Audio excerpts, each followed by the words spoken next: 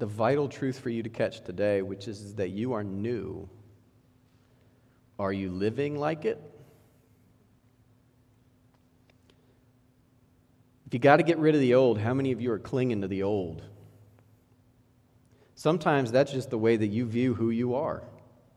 And you need to get rid of that. Drop it. Kill the old. God wants the new. If God says that you are forgiven and redeemed and transformed, why would you be hanging on to the guilt and the shame and all of the trauma behind you? Why would you just grip those things? And all you have to do is let it go. If you're brand new, are you living like it? Can you live that way? Can you be new? You know, part of this rhythm of being a disciple is understanding that newness.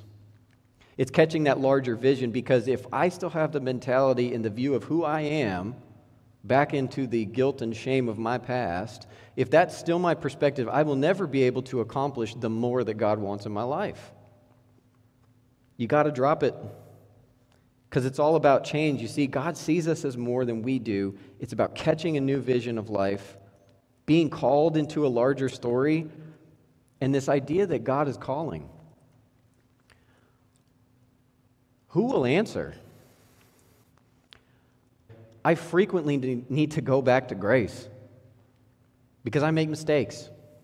And when I make mistakes, I got to go to God and say, like, I messed up. He says, you're better than that. I say, you're right, I am. I'm going to do better. But I know that I can't do it on my own. And I know, God, I can't do it without you. And every time he says, I got your back, I'm with you, I'm for you, I have everything you need. That's the rhythm we want to be in. And when we think about being in that place, fan into flame the gift of God in our life, to let that grace just explode out to everyone around us. I think that's purpose and why we're here.